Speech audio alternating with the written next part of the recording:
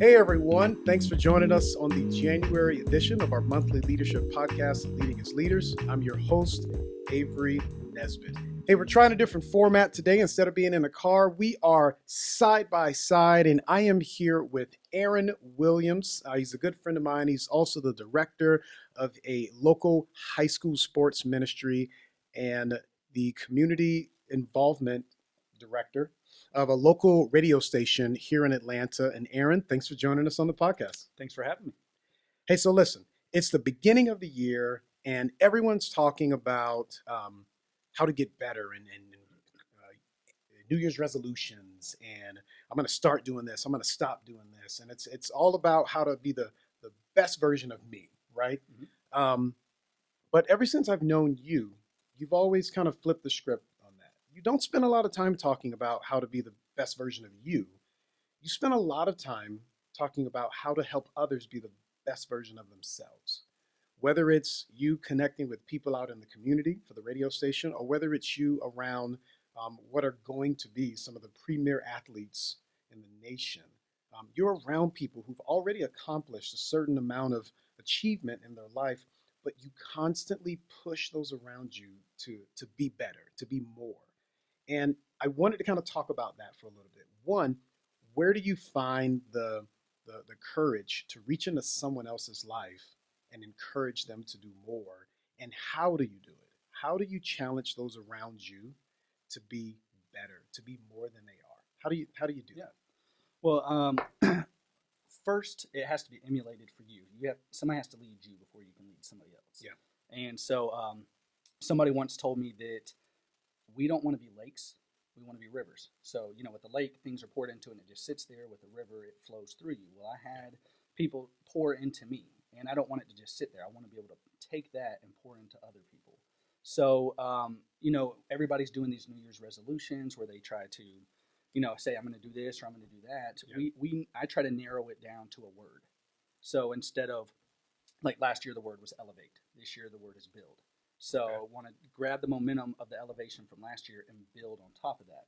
Well, when I'm working with other people, I want them to, instead of saying, hey, here's all these grand things we're going to do, let's narrow it down to one word and focus on that word for the entire year. It makes it simple for them to be able to act on. So, what are some of the action items in build that allow you to build other people?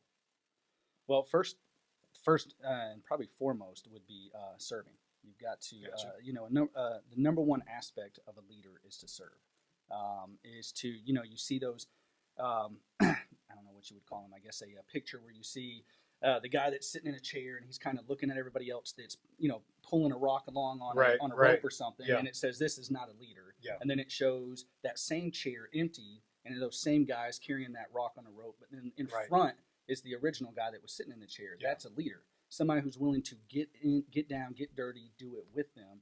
And that's kind of the difference here. Is it's leadership. Effective leadership is inviting someone into a relationship, and it's not just telling them how to do something; it's showing them. It's like, I'll use a plumber for example. Yeah. It's easy that a plumber could come up and say, "Hey, here's how you fix that pipe." It's different for them to show. It's a whole nother level for them to show you how to fix it. Okay. So you getting involved in someone's life. I love the idea that you're saying effective leadership involves relationship. And to me, that sounds like proximity. Mm. Like you can't really lead someone without being near them, without being in proximity of them. So when you're connecting with someone, give us maybe the top three things that you use to call them higher. How do we build the people around us the way you do? What are the few things that you do to call someone higher? Well, I use this I guess this I don't know what you would call it. I guess exercise of kind of like highs and lows. Yeah. So whenever I'm with somebody, I've especially if I haven't seen them in a while. Hey, what's your highs and lows? What are the high things you've been experiencing lately? And what are the low things? Wow. Okay, and then, all right, what are you doing to continue those high things, and what are you doing to prevent those low things? That's and really then good. how you can kind of, where's the middle ground of that? Yeah.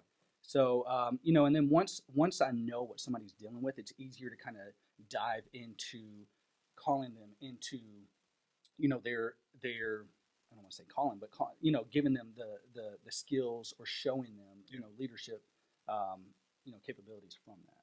That's good. What are the highs that you've experienced, and what are the lows that you've gone through? On me as a personal Like level, those are some of the tools that you use. well, I mean, if I just did it on a personal level, I mean, some of the lows, when I was 17, I'll just give you an example. When I was 17, I was living on the streets. I was, not making good decisions, and it took another family to come in and pull me off the street. And what they did was they said, "Hey, we're not just going to tell you how to be different, how to change your life. We're going to show you." Gotcha. And so, but that was a low and a high. But then another high would be, is I've achieved after all of that, achieved a degree in sports management to be able to work for professional sports teams and be able to use that, which ultimately went into my calling of being able to do sports ministry. Yeah. And so I can take that high and that low that I've had working with professional athletes and, living out of my car, and be able to take that and go talk to these high schoolers or anybody in general and just kind of, take what their highs and lows are and try to figure out, okay, how can we hone that in? And again, go back to that one word. What's the one word that you want to describe you, even if it's just for this week or that day, and then be able to go from there. So I feel like that answers the second question of where you kind of build up that courage to even pull people higher, because you were the other guy. You were the other person that someone pulled up. What do you say to someone on two sides as we wrap up? On two sides, someone who says, "I want to be that guy. I want to be that person who calls people higher." Where do you start? Well, again, it just goes back to one relationship and inviting them in to show them. Yeah. I'll use an example with a lot of the high school athletes that I work with. Is I don't just go once a week and talk to them. No, I walk with them on a daily basis, see what they're going through, and then invite them into my house where they see how I handle, adversity or, love or whatever I'm dealing with, so they see how I handle my relationship with my wife. They see my relationship with my kids. They know what I go through with work, and they can see it and how I handle it. So I'm not just telling them how to handle it. I'm giving them tools and showing them this is how you can handle adversity and be able to be the person that you want to be. Yeah, that's good. The second question there, I guess, would be, what if you're that person looking for someone to challenge you, looking for someone to pull you up? Where are the mentors? Where are the people like you that are looking to challenge those around them? If I'm looking for someone to believe in me, to challenge me, what do I do? Well, for one, first, I'd say a motto is, closed mouth never gets fed. You don't ask. You never know if somebody's going to be willing to mentor you or not, or at least just give you advice. I have no fear of walking up to anybody that I admire, that I see from afar is doing something that I want to accomplish. And then I go ask them to be that plumber, like I mentioned earlier. Don't just tell me about it, show me. And if they're not willing, then okay, or they just don't have the time or the space or capacity to do it. Maybe they can point me in the right direction to somebody that can. I'll tell you, for me, it was coming to men's groups, men's meetings at church, and just being able to get together with those guys. But not only that, it's just in the community. I try to find people that have already ascended to where I want. And if you're at the top, if you look at your group, the people that you surround yourself with, and you're at the top, and everybody else is kind of sucking it from you, then you kind of need to go find another group of people to kind of be around that can lift you up. I always want. My motto is, I want to be around people that are going to lift me up, not tear me down. That's good. That's good. You want to, what was that motto? Closed mouth and get fed. Yeah. Well, thank you, sir. I appreciate you coming by the podcast. Hey, that was a really good interview. There will be additional content on leadingasleaders.com. If you aren't already, you can subscribe to us on iTunes or Stitcher, and hopefully something we've said today helps you as you're leading as leaders. Thanks, everyone.